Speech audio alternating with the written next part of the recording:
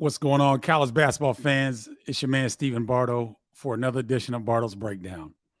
Needed to come to you a little bit early today because I've got to get on the road. I'm heading to Bloomington, Indiana. Got a really good one tomorrow. Rutgers at Indiana. So we'll talk about that in a little bit. But hope you are doing well. Hope you've had a really good weekend. We had some really good basketball over the weekend in the Big Ten and around the country for that matter. But for purposes of Bardo's Breakdown, we're going to focus on the Big Ten. So let's get into it. Hoosiers pull up upset 79-74. Trace Jackson Davis has been trying to challenge Zach Edey for Big Ten Player of the Year. The All-American's playing out of his mind, really leading a resurgence for the Indiana Hoosiers. 25 points, 7 rebounds, 5 blocks. But Zach Edey was outstanding on his own accords, 33 points, 18 rebounds, but 5 critical turnovers. And we'll talk about that in a little bit. I'm not sure that many were surprised that Indiana would win this game. They won last year at Bloomington. And, the Simon Scott Assembly Hall is still one of the toughest places to go get a win, especially when the number one team in the country comes in. I was in the building when Christian Watford hit a jumper against Kentucky to beat number one Kentucky Wildcats. I was in the building that night, and I haven't been in many. I don't know if I've been in a more electric building when there's an upset and a court rush and all that. And from what it looked like on television, it looked very similar. And it's special meaning because it's an in-state rivalry. Purdue, number one in the country, a lot of storylines there. And Indiana gets the job done at home. Jalen Hood-Schifino was good in his own right. 15 points, hit the go-ahead, the layup that kind of sealed the victory for Indiana, got downhill and got it down and in over Zach Edey. So he continues to be outstanding. Malik Renew is starting. I kept telling you guys he's coming. He had 8 points and 5 rebounds. Race Thompson is starting, but I think Malik Renew is starting to really feel comfortable coming off the bench. He had 20 minutes. Trey Galloway was excellent, 11 points. So the Hoosiers, and don't forget, Xavier Johnson is coming back. We don't know exactly when, but I think he's back practicing now. I think he got the okay to start practicing again. I don't know. That's going to be a tremendous challenge for Mike Woodson and his team to reincorporate Xavier in the mix. Don't know. They'll bring him off the bench. Don't know how that's going to look. But yet another dynamic player that will be added back to the Hoosiers roster as they really start to find themselves, especially on the offensive end, putting 79 points up at home on Purdue. Nice offensive output. The problem for the Boilers in this game seemed to be turnovers. They had a lot of live ball turnovers in the first half that got Indiana into fast break mode. Zach Edey, I want to play this for you guys because I think this is really something here. Take a listen to this. Well, the play right before that, saw Mason in the corner. He was wide open, and he was there open again for a split second. I just held on to it too long, and he got there. Just to clarify, that was one play, obviously in a big moment, but every play is big in a game like this. I had too many turnovers in the first half. I didn't come out with the energy I needed. Obviously, that's a big play, and people might look at that, but you can point out 3 or 4 plays by everyone that could have made up that one possession. So it's not just on him, it's on the entire team. So you guys just heard Zach Edey. The question wasn't even directed at him. It was directed at Braden Smith. But he has a presence of mind to grab the microphone and remind people that he took some of the blame for his turnovers early, and it didn't just come down to that particular play. I thought that's outstanding. And if there's anything that Zach Edey could do to bolster his National Player of the Year campaign, which he's not doing because that's just not his personality. That's not Purdue's personality. But to me, that spoke volumes of the young man and the fabric that is the Purdue Boilermakers. Number one team in the country, you get beat, you get upset by your rival, in-state rival, Indiana, and he has a presence of mind to take the pressure off Braden Smith, the freshman, and redirect some of the blame on the rest of the team and him in particular. I thought that was outstanding. That's why I wanted to share that with you guys. I often see that these players get criticized a lot of times because people may be gambling. People are really passionate about their teams and the schools that they root for. And when a team loses and they lash out at these young men, and the emphasis on that phrase is young, consider the type of young men that you're dealing with, the pressure that they're under. And I just thought that was outstanding of Zach Edey. I needed to make that a point because I already loved his game. I already love the way that he conducts himself. He carries himself. He's more of a gregarious young man than you would think because he seems stoic on the court, but he's a nice young man to talk to. I had a chance to talk to him at Big Ten Media Day. He's pretty cool. And the fact that he took it upon himself to redirect the media's attention on a critical turnover or Braden Smith, the freshman's play down the stretch, spoke volumes to me. So I wanted to share that with you. All right. The Iowa Hawkeyes had a big week this week. A win, a 16-point victory over Northwestern at home. And then they were able to beat the Illini by 2 at home. Robracha was outstanding in the Northwestern game, 20 points, 10 rebounds.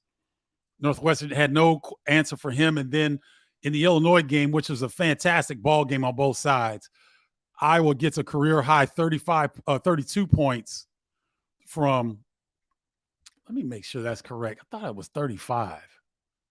Maybe it was 32. But Tony Perkins was outstanding. He stayed downhill, meaning he stayed in the lane. They just did high ball screen.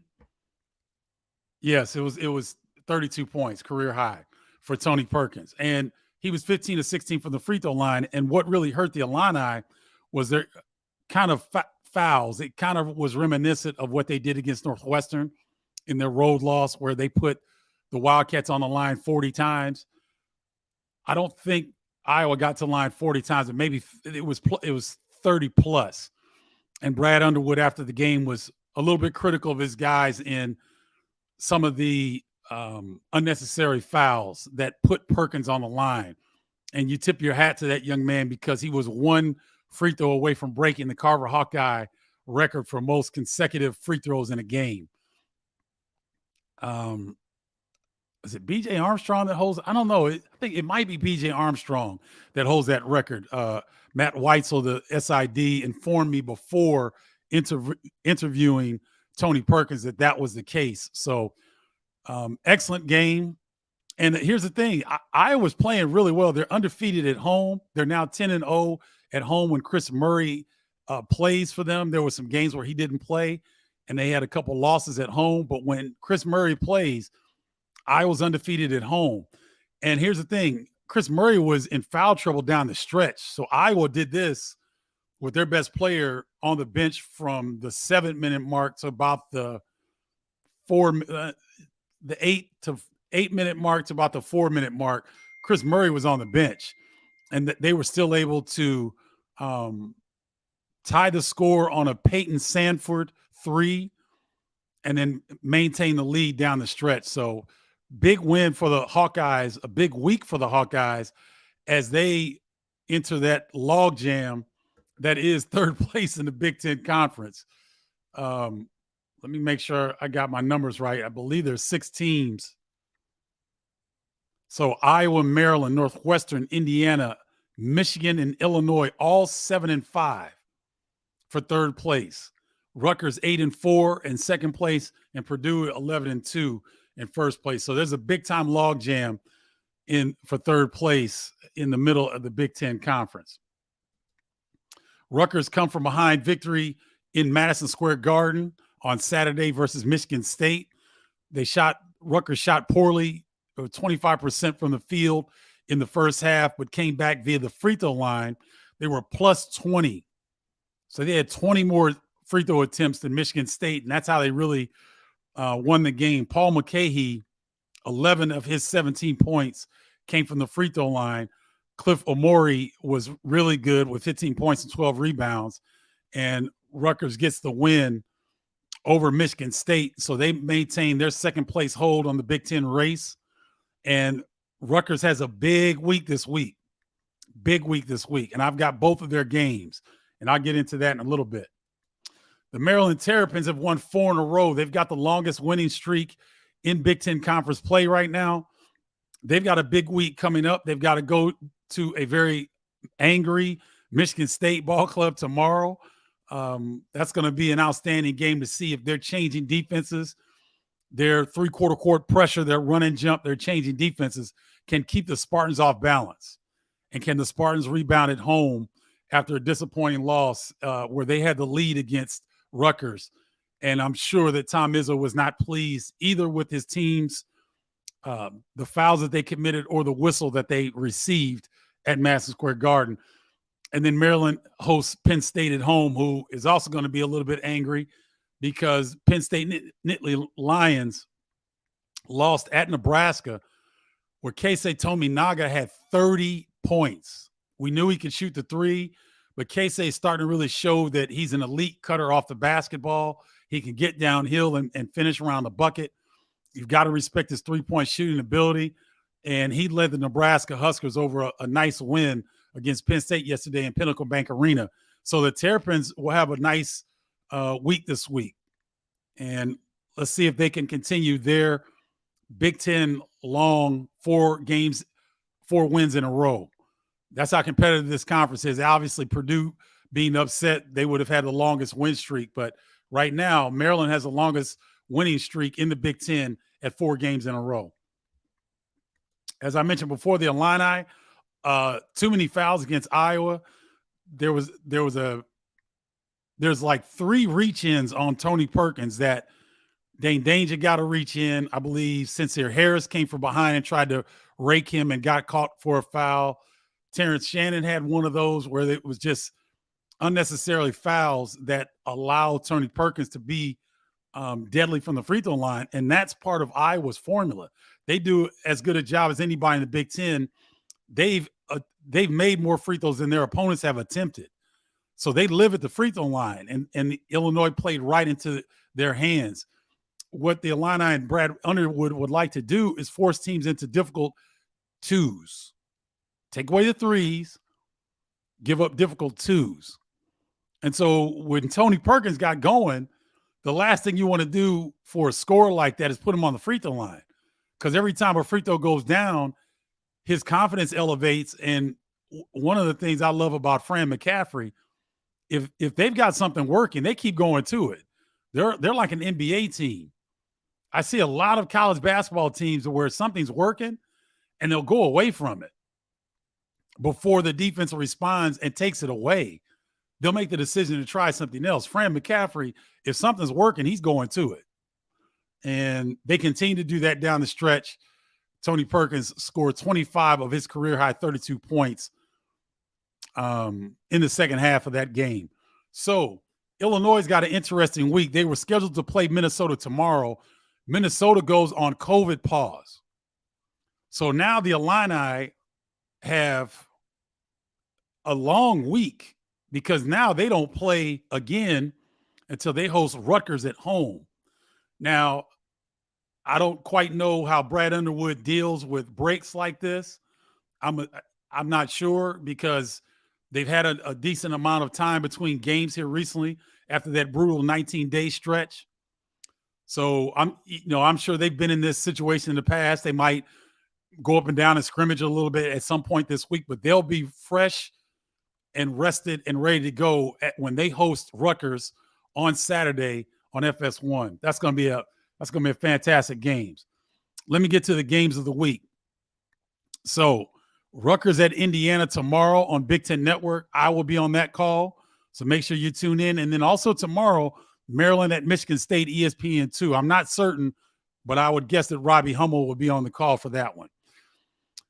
On Thursday, Iowa at Purdue, ESPN2. That's going to be a big game. Iowa has fought their way into the third place Logjam. with the 5 other teams. And so they've got a really good challenge going to Purdue. And, Purdue is going to want to get on the winning track once again after stubbing their toe against Indiana. On Saturday, Rutgers at Illinois, FS1. I'll be on the call for that one as well. That's an early start. That's going to be a fantastic game. Second place, Rutgers goes into State Farm Center. Still can't believe I say that, but I'm trying to be politically correct. Against Illinois, who's in the third place Logjam. That'll be a good one. Also on Saturday, Indiana at Michigan. Michigan is probably the most quiet third place team in the Big Ten right now. They're 13-10 overall, 7-5 in conference play. They had a nice week where they thumped Northwestern in Welsh Ryan, and then came back and beat Ohio State yesterday at home. So Michigan quietly, after some bumps in the road early on, they're starting to really find themselves, find their footing.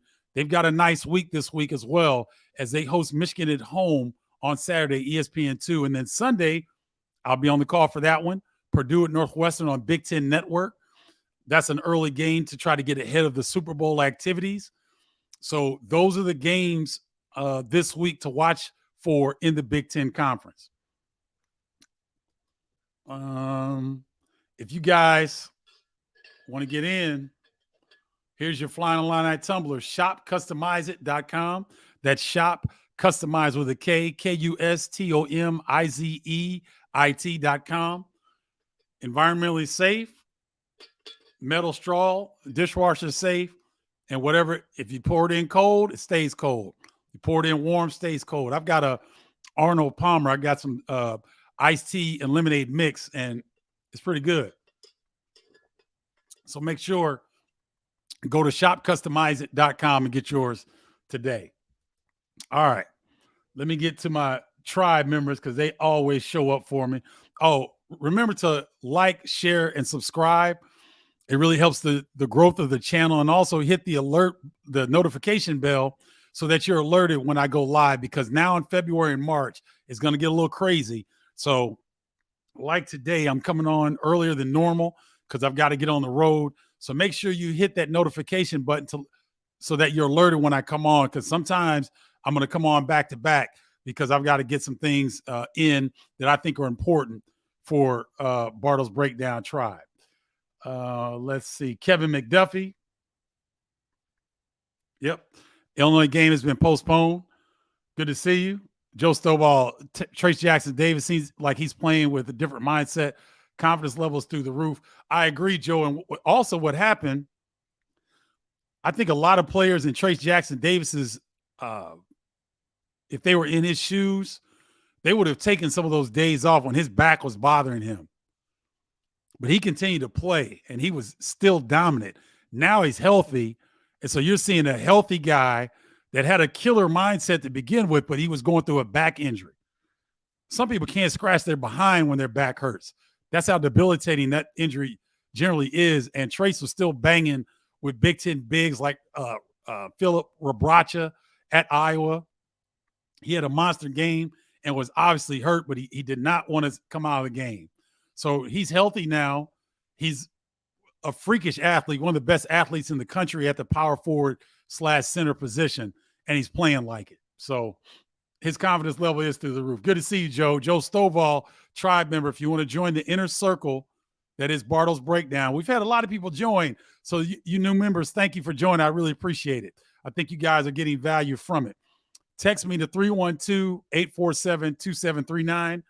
That's to be a member of the tribe. Or if you want to go old school and you want to get on the newsletter, hit me up, StephenBardo.com/college-basketball-newsletter. Again, for Bardo's Breakdown email list and newsletter, StephenBardo.com/college-basketball-newsletter. All right. Let me get back to my people here. What's up, William Bryant? How do you think the Big Ten will fare in the tournament this year? Early exits and all. See, the thing is, I think that pardon me, even though the Big Ten teams continue to beat up on one another, William, this year's team seems to be this year's collection of Big Ten teams seems to have a little bit more offensive firepower. And I think that's going to help in the tournament.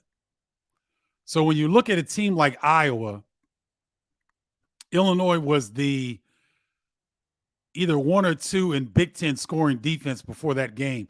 Iowa got to their average, which was 81. So when you're going against an elite defensive ball club, now they shot a ton of free throws, so that helped. But when you're going against an elite defensive team and you're an elite offensive team in the Big Ten, generally, the Big Ten team generally wins out. But what you're seeing this season, in my opinion, teams like Iowa, teams like Maryland, Rutgers is kind of schizophrenic on the offensive end. There are times when Andre Hyatt or Mawat Mag, if they're hitting the three-point shot, they can score. But of course, that's kind of inconsistent. Cam Spencer has really been in a big-time drought because Cam Spencer, up until his latest drought, was a knockdown three-point shooter. So Rutgers has the ability to score when they get that. They have to have one guy, either Cam Spencer, Andre Hyatt, or Mawat Mag. If one of those three can be consistent from the three-point line, that opens up their whole offensive flow. So you look at a team like Iowa, you look at Rutgers when that three-point shot can drop. You look at a team like Illinois. Illinois can score, and they've got shot creators. You look at a team like Indiana. They can score. They've got shot makers and shot creators. Michigan State has been an enigma. And I think because Malik Hall's in and out status has really hurt their consistency. They're an enigma. I'm not going to quite put them in that mix. But the Big Ten, William, has some teams that can score the basketball a little bit better this year, in my opinion. And I think that, I always say offense sells tickets, but defense wins championships. But I'm starting to think in college basketball, offense wins championships as well. And if you can't score the basketball, I don't care how good your defense is, you're not going to win games. So I think the Big Ten will fare better. Obviously, we won't know until Selection Sunday, until we see what Big Ten teams and what draws they receive. But I think they'll fare a little bit better this year based on the fact that the Big Ten has a grouping of teams that look like they'll be tournament teams. Those teams have better capabilities, a little bit more flexibility on the offensive end. Thanks for joining, William. What's up, Dennis Hasty? Good to see you. Love the avatar. Looks like you're on the beach somewhere, my man. I hope you are enjoying yourself. Squares, circle, squares. Thank you, my man. The check is in the mail. Tammy Marshall, hope your son is doing well and you are adjusting well to his absence. Thank you, Tammy. I appreciate it. You know what? Actually, I was texting with him today. I told him, give me a call after his first day, and he got pushed back a week. So my youngest son, Landon, is in the movie industry. He'll be starting his new position as a movie director's assistant. He's an aspiring movie director, so he's really one step away from where he wants to be at 24 years old. So I can't be more pleased. So, Tammy, thank you for that. I appreciate that. It's very thoughtful of you, and thanks for tuning in. Illinois will have a big February and March. Squared, circle, squares. I tell you what, if this team is like the last 4 seasons, you're right. Because Brad Underwood's teams tend to peak in February and March. They've gotten some tough draws in the NCAA tournament the last couple of years, which have not helped in the tournament. But in Big Ten regular season and the Big Ten Conference tournament, I agree with you. They do peak at the right time. And they've got a really good opportunity coming up Saturday when they host Rutgers at home. Is Penn State's at-large chances slim now with their last loss? It is slim today as of February 6th. But, of course, we know that the Big Ten offers a plethora of opportunities. So right now, Penn State's sitting at 14-9, 5-7 in Big Ten Conference play. So Penn State hosts Wisconsin. They have to go to Maryland on Saturday, which would be a wonderful opportunity for them. They host Illinois on the 14th, and they still host Rutgers. They have to go to Northwestern, and they finish at home hosting Maryland. So Penn State has plenty of opportunities that will allow them to solidify their bid as an at-large team for the NCAA tournament. Epps Big Ten Freshman of the Week for the Illini. He should be. He has been balling. He started to take over for the Illini down the stretch against Iowa, was very poised in what he was doing, has really taken much better care of the basketball, and he's emerging as one of the better freshmen in the Big Ten.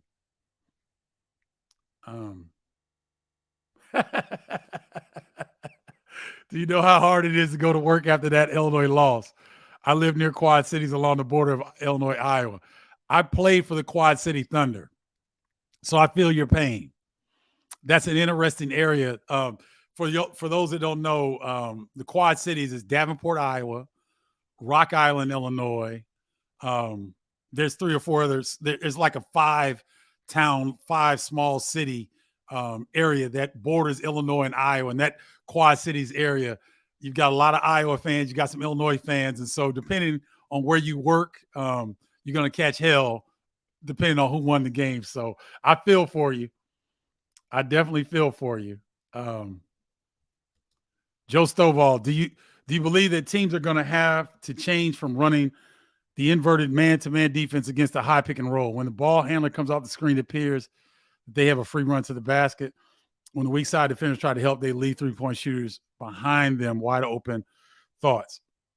Joe, and Joe Stovall is a Tribe member. Again, if you want to join the inner circle, that is Bardo's Breakdown. The Tribe number is on the bottom. Text 312-847-2739. Here's the thing, Joe. Different teams play the ball screen action differently. So I saw Northwestern change up their ball screen covers last night when they got a big win at Wisconsin. So Wisconsin likes to get the ball in Chucky Hepburn's hands down the stretch for obvious reasons because he's a clutch player. And so you'll see Northwestern change up their ball screen defense. I don't know why other teams in the Big Ten don't do this, but what you saw late in the games is that Northwestern on the ball screen action, they'll have their big hedge hard. What do I mean by hedging hard? A traditional pick and roll action. The offensive man comes off of a screen and they try to come off the screen and get open. The defense sometimes sits back like a lot of times you'll see Illinois do. Illinois will be in drop coverage because they don't want to put their bigs in foul trouble situation. I'm not sure that Brad Underwood has a lot of confidence in Dane Danger moving his feet, hard hedging, and then getting back defensively. Northwestern does an excellent job of it because Matthew Nicholson will get out there, and I mean, he'll hard hedge. So basically, it doesn't allow the guard to turn the corner. And it almost makes the guard turn his back and pick up the basketball to allow the guard that's being screened to recover to get back to their man. And the big that hedges, he's getting help on the backside as his player rolls to the bucket. Oh, shoot. Hold on. So I guess that there are a lot of teams where they're not confident that their big is quick enough to make that kind of play. But Matthew Nicholson does it as well as any big in the Big Ten. I think Rutgers does it as well. Cliff Omori will hedge hard sometimes, and then he'll get back, and he's got help on the backside. Now, the key, Joe, to that is that if you hedge hard, one, you've got to have a guy that's got some size because you've got to deter the pass from the guard. Because if a guard's coming off, if you hard hedge and the guard can make a direct pass to the wing, then you're screwed because the catch on the wing, the big that's rolling will be wide open, or the cross-court pass to the three will be open. So it's very intricate on how to guard the ball screen action in a man-to-man defense. Now, when you say inverted, I'm not quite sure exactly what you mean, but I think what you're referring to is Tony Perkins, Iowa versus Illinois. It seemed like Tony Perkins was getting off the screen and getting inside of the defense almost every time. He was, because Illinois plays drop defense, meaning that the big does not get up on the ball screen action defensively. He does not hard hedge. He sits back and lets the guard make the decision whether they want to fight over the top or whether they want to go underneath the screen. And so in drop coverage, what it happens is, in my opinion, is that the bigs are there to help against dribble penetration. They're not so concerned with the ball handler coming off the ball screen shooting a jump shot. Now, if that was Peyton Sanford, if that was Josh Dix, if that was even Aaron Eulis, because I've seen those guys come off a ball screen and get into a jump shot. Tony Perkins doesn't necessarily come off a ball screen and get into a jump shot. Tony Perkins likes to get into his jump shot off the bounce, meaning that he'll come off the screen, he'll assess, he'll hold the defender off, and then he'll raise at the 15, 16-foot level. That's where he really damaged the Illini, because Iowa knew that the Illinois bigs play drop coverage. So I don't think that they're going to have to change that necessarily. Iowa's a unique animal in trying to guard them. They're the highest scoring team in the Big Ten, and that's for a reason, because they've got guys who are offensively gifted, and their offensive players can do different things. Chris Murray can do everything.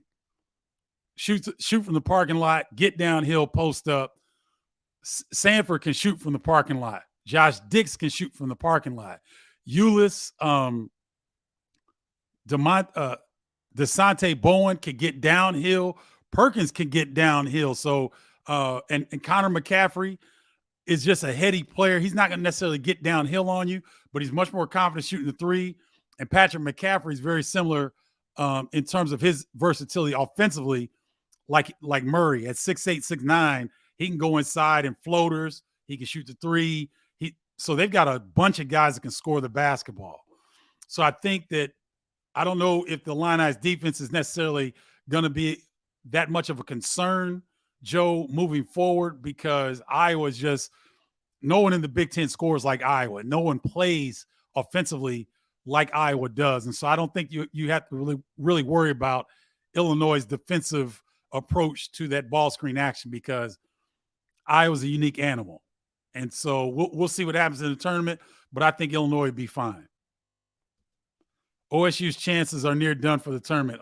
Ohio State's really hit a tough stretch.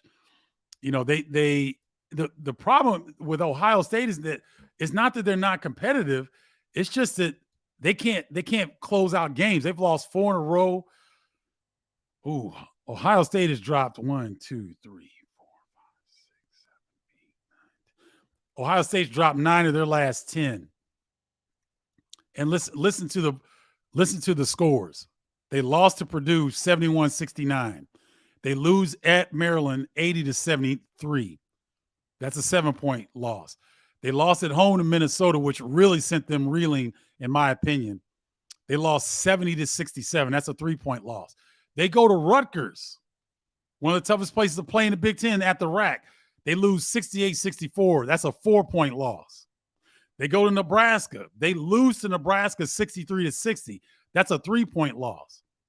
Then they come back and play out of their mind and beat an Iowa team 93-77. So you think, okay, the Buckeyes are okay, that was a game they needed to get back on track. Well, they go to Illinois. They lose by 9, 69-60. They go to Indiana, and they kind of lost that one. That one got away from them, 86-70. That's a 16-point loss. But then Wisconsin comes to Columbus. They lose 65-60, 5-point loss. And then yesterday, that was yesterday, they lost at Michigan 77-69. So here's my point. It looks like they're really, really – and they got Northwestern at home next, a Northwestern team that's playing really well. They've got Michigan State after that. Then they've got to go to Iowa. They got a tough stretch coming up. They got it. So they still have Northwestern Michigan State at home. They've got to go to Iowa. They've got to go to Purdue. They've got Illinois, Maryland at home, Penn State at home, and they finished the regular season at Michigan State. So Ohio State's got a tough road to hoe. They got a tough road to try to get into the tournament. Unless something drastic happens, I'm not sure they're going to be able to overcome that. That's a tough one. So good point on that. Don't you think Edey and Trace Jackson Davis are unanimous All-Americans? Yeah, I don't see why not. I don't see why not. Trace was a preseason All-American. I'm not sure where Zach Edey was in that. He wasn't All-American, but he will be at the end of the season. Wisconsin, Minnesota coaches will be fired after this season. What? Can't believe how far the two have fallen. Nebraska not far behind. Looking at recruiting, Maryland and Rutgers are on fire. James Fanning. Thanks for tuning in, James. Wisconsin, Greg Gard fired? Nah, that's not going to happen. That's not going to happen. Wisconsin, although they've had some tough losses here, let's take a look at the Wisconsin Badgers. Okay, Wisconsin's 13-9. They're 5-7 in conference play. And so, yeah, they've got a lot of opportunities. They got to go to Penn State. They got to go to Nebraska. They have Michigan coming back home. They have Rutgers coming back home. They have Iowa coming back home. Then they go to Michigan. They have Purdue coming to their place, and they end at Minnesota. So Greg Gard's not getting fired. Neither is Ben Johnson. Ben Johnson is just getting started at Minnesota. They've had a terrible injury bug. Dawson Garcia's been hurt. Jameson Battle's been hurt. Peter Fox, who was the Division II All-American, who they were counting on to come in and play immediately. He has not played at all this season. They've got a talented freshman group. Ben Johnson will continue to recruit that talent-rich area in Minneapolis. Those guys aren't going to get fired. Can't believe how far the two have fallen. Wisconsin's fallen a little bit, but if you look at their roster, they're a young team. Connor Essegian has been a bit of a surprise. I'm not sure many people thought he would be this good. Tyler Wall has been out with injury. Chucky Hepburn had a tough time emotionally getting over the loss of a one-year anniversary of his best friend being shot and killed. Jacoby Neath has not even played this season. He was going to be counted on to be a key cog off the bench. He has not played. So I disagree with you on those guys being fired. I think they'll be fine. Now, the recruiting, you're right. Maryland and Rutgers are on fire. They're doing a great job, and it's great for the conference. So I agree with you on that. Yes, typical Big Ten parody. The young kid F's at university is a scorer, no fear, no doubt, just like his mother was. Why does Hawkins think he needs to bring the ball to the court? I don't see any advantage of him doing that, especially since he's one of the better three-point shooters on the team. Okay, what does bringing the ball up the floor and three-point shooting have to do with one another? Do they have to be exclusive to one another? I don't understand the point. I think it's kind of advantage when Coleman Hawkins can bring the ball up the floor, because generally when he does, he's gotten the defensive rebound, and that gives teams less opportunity to adjust to what the Illini are trying to do in early offense. So I don't understand that. I don't think one is exclusive to the other. I don't think when Seth Curry gets the rebound for Golden State, I don't think that they're worried about him bringing the ball up the floor and shooting threes. I don't see the correlation, but thank you for tuning in. Dory Melman Petzerio, what's up, Dory? Sick and tired of fans tweeting threats at players after a loss, knowing the Big Ten enters a game wanting to lose. Great point, Dory. Here's the thing. These young men that are playing, and it's hard because I don't like when people talk smack about me. I totally screwed up in the Illinois-Iowa broadcast, at the end of the game. I got a ruling totally incorrect. I was wrong. A guy called me a moron on Twitter and tweeted at the Big Ten Network, which I thought was really low because that's trying to damage my job status, which I thought was kind of underbelly. But that's what some of the loud minority on Twitter is, Dory. It's the loud minority. It's not the majority of people who are true Big Ten fans that love their programs and respect what these young players are doing on the court. It's the people who are miserable with their own lives. That's what it is. So you're a grown adult in the working world, hopefully, and you want to tweet threats or negativity towards players who are playing a game that you probably wish you could play. That's a sign of a sad ass person, Dory, to be honest. They're just sad ass people. And so, I'm with you on that. I'm sick and tired of it. I want the players in the Big Ten to understand that, unfortunately, this comes with the territory. So you can do one of two things. When you see these tweets or you see this stuff on Facebook or Instagram or whatever, you have to develop some awfully thick skin. Because I'll be 55 here soon, and it still stings me a little bit when someone calls me a moron or says something to me. And I've been dealing with it for decades. Well, since the inception of Twitter, I've been dealing with it because I've been in the media ever since the platform came to fruition.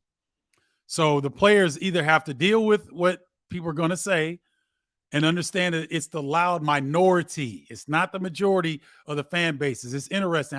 I had a conversation with Miller Kopp at Indiana about this.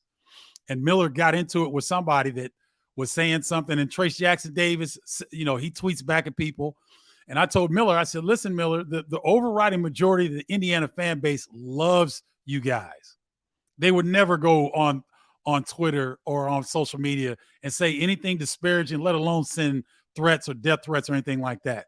Those are low-life scum that do that. And so players have the choice to either take it or don't be on Twitter. Now, I know that's hard because to get young people to not be on social media, that's the equivalent of what television is for our generation. If someone said don't watch television when I was in college, I look at them like they were crazy. So it's certain guys can stay off social media. They've been trained to do that in high school and whatnot. But the majority of college students, the majority of college players are going to be on social media. So they're going to have to learn how to deal with this nonsense. But keep in mind that these people that tweet these things ain't going to throw rice at a wedding. They will never come to one of these places, a player's face, and say that in their face because they get their face bashed in. Because Dory, and I shouldn't say this, but I'm gonna be real with you because you've been supporting Bardo's breakdown for a while. I'm gonna kick it real with you. I used to pray that people that said stuff to me like that would come and say that in my face because I work out all the time. I'm as strong now as I was in college. And there were times when I wished people would come in my face, have the nerve to get behind the social media fence or whatever and come say it in my face. So I know that if I was in college, I'd be praying for somebody that sent some crap on social media to come say it in my face. And luckily those cowards stay behind social media so that these players don't get in trouble. But I'm with you, Dory. No one goes into a game thinking that trying to lose or thinking they're going to lose. Totally right on that.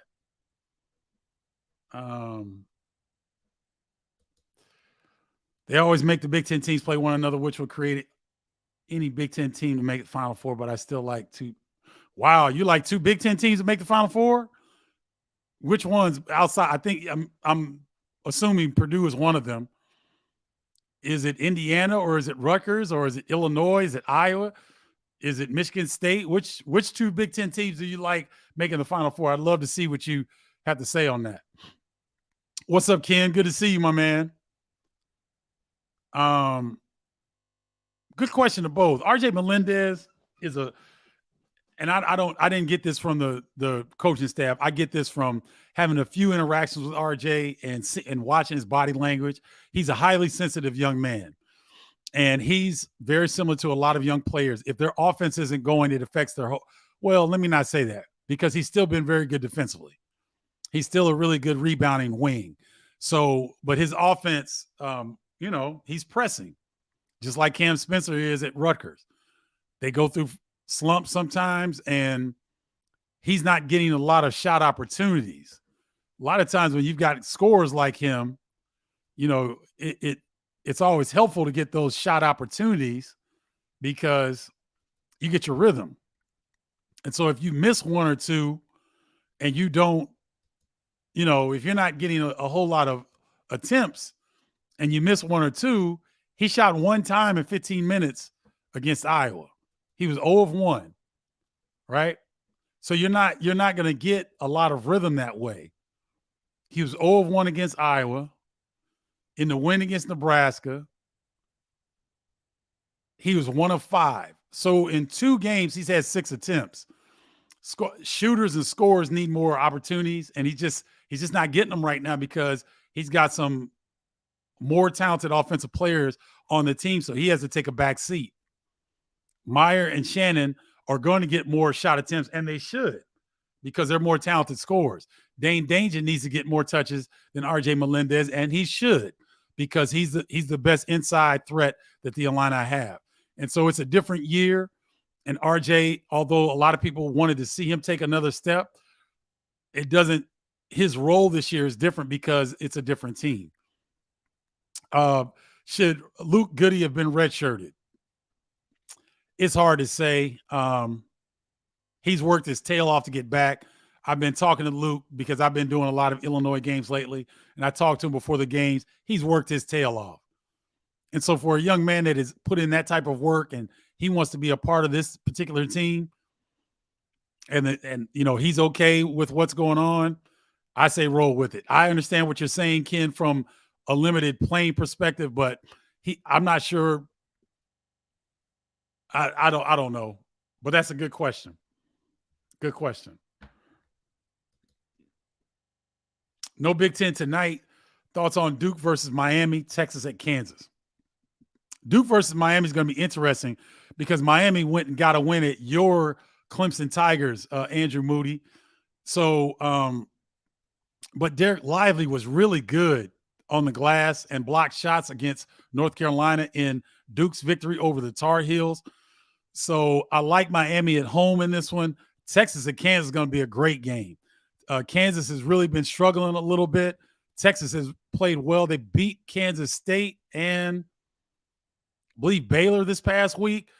So I'm going to go with the upset. I like the way Texas is playing, and they go into Allen Fieldhouse and they get the win over a Kansas team that's been reeling. But Jalen Wilson, buddy, he's been balling. He's not the issue with the Kansas Jayhawks by any stretch of imagination. He's playing like a top 5 player in the country. So great games tonight. I like Miami at home, Andrew, and I like Texas on the road. Good to see you, my man. Hope you're doing well. Illini legend of the night. What is Corey Bradford doing these days? What's up? I believe.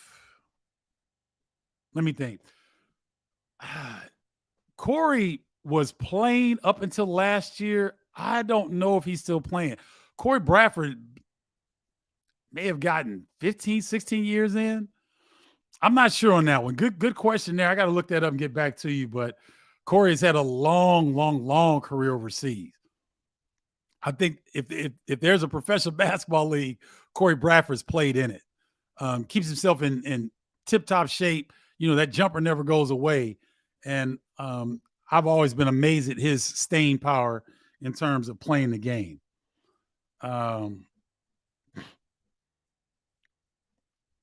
Andrew Eisfeld, I think, good to see you, Andrew. Thanks for tuning in. I think they'll try to make this game up, similar to what happened with Northwestern when they had to postpone their Wisconsin-Iowa games. They try to find a space within the conference play to do it. It shouldn't be too hard because the Illini have had their bye week.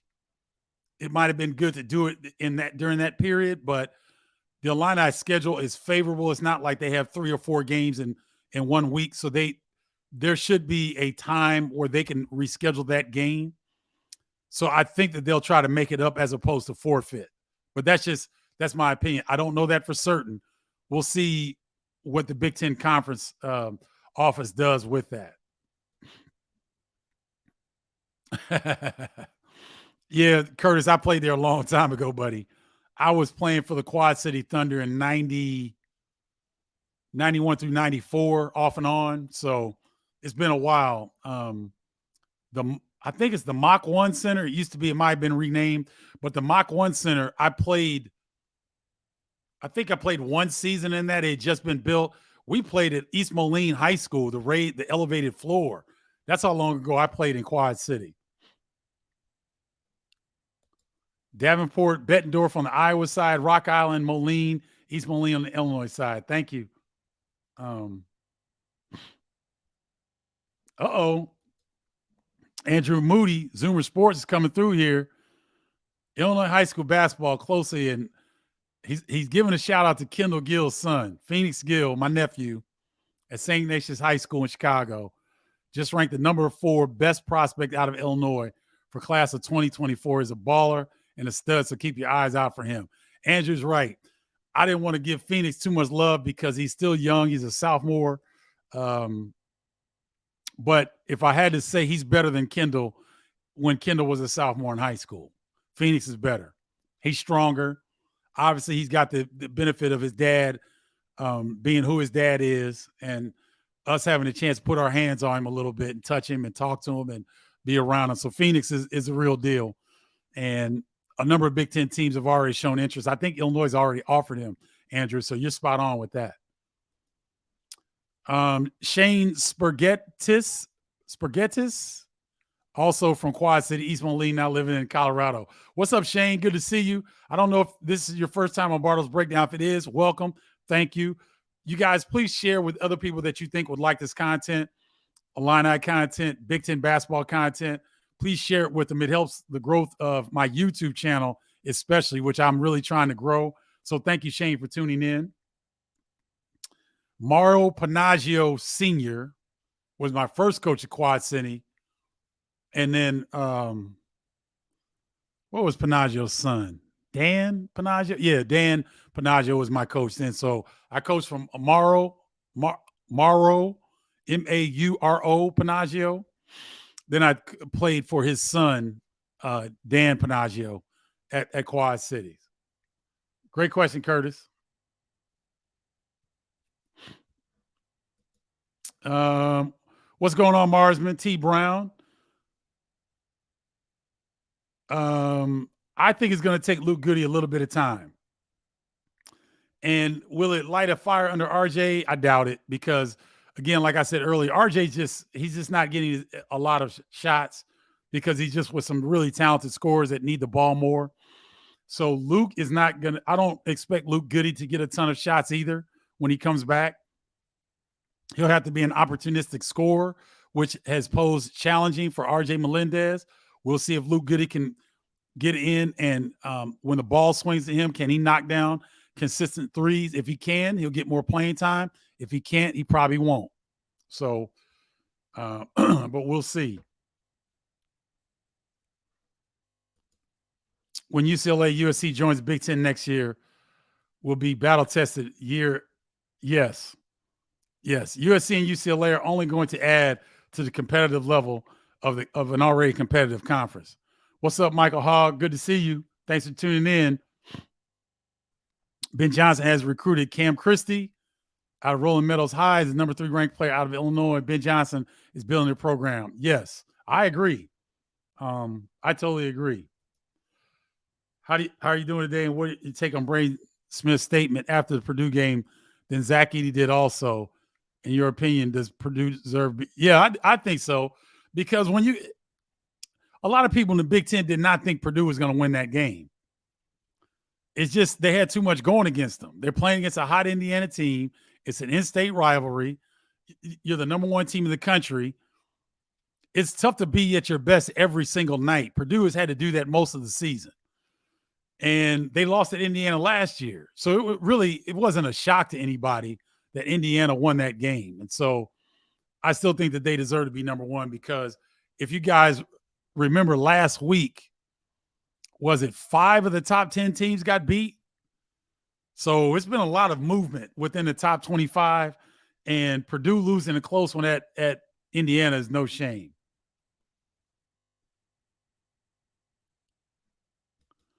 When Hawkins brings the ball up, especially when he's the 5, there is no one in the paint. Then a lot of times he turns the ball over when he passes the ball. I think there were games where Coleman had some turnovers, but recently, Curtis, Coleman has done a much better job of taking care of the basketball. And when he brings the ball up, it doesn't matter if he's the 5 or he's the 3. It really doesn't matter, because the Illini offense, they do some different things now in their – they've got their own version of the swing offense, but then they're calling specific plays for Terrence Shannon, Matthew Meyer to get them shots. They're also trying to get the ball into Dane Danger. So even when Hawkins is at the 5, it really doesn't matter if he's bringing the ball up the floor, because he's one of their best ball handlers anyway. He's had turnovers in the past, but in the last few games, I think he's done a much better job of taking care of the basketball.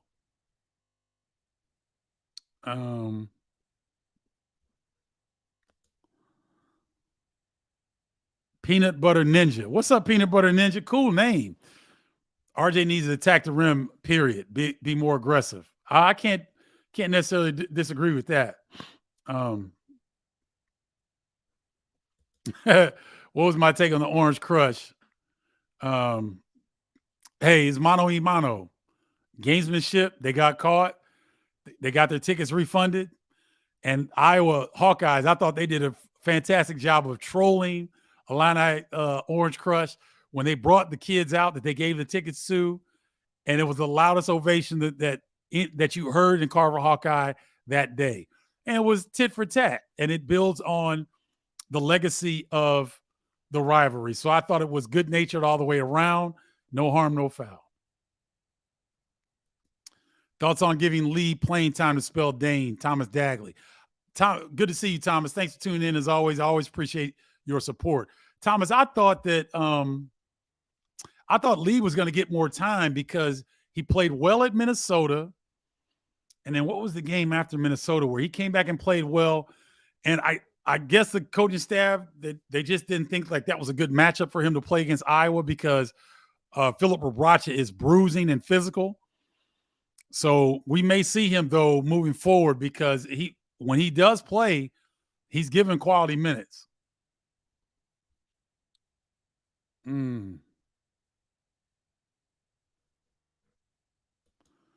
Why no love for Texas coach? He should have gotten a job by now. It's Texas. It's Texas. And I'm going to leave it at that. I won't go into great detail, but if you know what I mean, it's Texas. Let me see. Let me get to somebody I haven't seen here. Please, cowards for sure. People, cowards for sure. Love when you're on the ones and twos. I like Ty Rodgers a lot and agree with your assessment, but think he still needs to start taking more jumpers in the game if he is, in fact, working on that part of his game. Kevin, good. Thanks for joining in. You know what? If you're not confident shooting jump shots, that's probably not a good idea. That needs to be done in the offseason. You're not going to really improve on something during the season. That's really, really hard to do. You either come into the season knowing what your strengths are and trying to improve on your strengths, because putting a bunch of time on your weaknesses, you're not going to get game time to work on your weaknesses, because when you make a mistake, the stakes are too high. The ball possession is too great. The need to take care of the rock is too great. That's not going to work. So I like the way that Ty is playing. He gets downhill. He's an elite cutter. He's an elite offensive rebounder, and he's an elite defender. And he's a pretty good passer as well. So I'm okay with what he's doing right now. And I think that in the offseason, he can get his 500 to 1,000 jump shots and smooth out that part of his game, so where next season he can be even more dominant.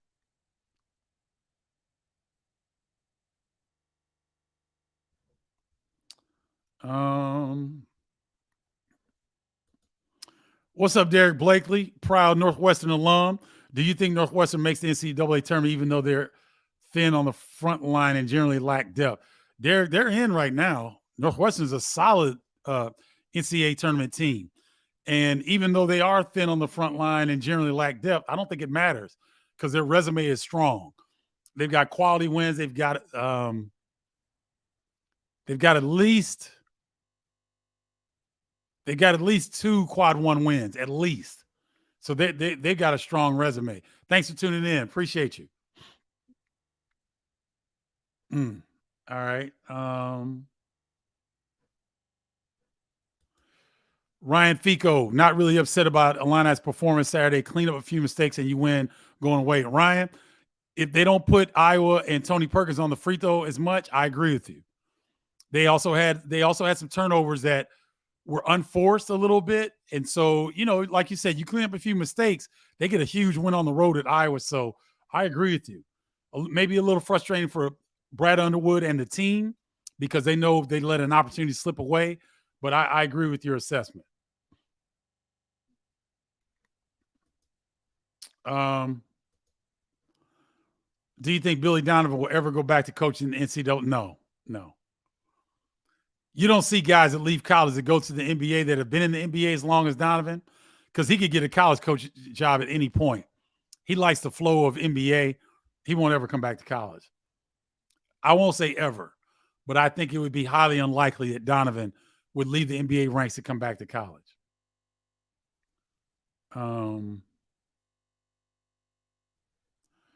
What's up, Dave? Haven't seen you in a while. Thanks for tuning in. No, I don't think it was called differently. I just think the Illini got their hand caught in the cookie jar. They made some fouls that were, not smart, and Iowa took advantage. And I think that was the difference in the game. Ooh, good question, Paul Miller. How many losses will a second-place team have in the end? Rutgers has 4 right now. I would say 6 or 7. I would say the second-place team will have 6 or 7 losses. Who that will be is a lot of movement that's still going to take place. Rutgers has to go to Indiana and Illinois this week. So the Scarlet Knights are at Indiana tomorrow, which I'm calling. That's why I came on early because I got to get on the road on Big Ten Network. And then they're on Fox Sports 11 a.m. in Champaign versus the Illini. So it's a big week for them. But I think the second-place team will have 6 or 7 losses. All right. Well, thank you all for tuning in. That will do it for this edition of Bardo's Breakdown. I appreciate you guys tuning in and taking the time out. Love your comments. Love your feedback. If you guys want to be a part of the inner circle that is Bardo's Breakdown, the tribe, text me to 312-847-2739, or you can join the email list at stephenbardo.com/college-basketball-newsletter. Got a busy one this week. Tune in. I've got Rutgers at Indiana tomorrow on Big Ten Network. Friday or Wednesday in Big Ten Network studio. Not in studio often, but I'll be in studio Big Ten Network on Wednesday. Friday, I've got Xavier at Butler Friday night on Fox Sports. Saturday, I've got Illinois at Rutgers, FS1. Sunday, I've got Purdue at Northwestern on Big Ten Network. So make sure you tune in. I'll talk to you guys later. Until next time, y'all. Holla, y'all.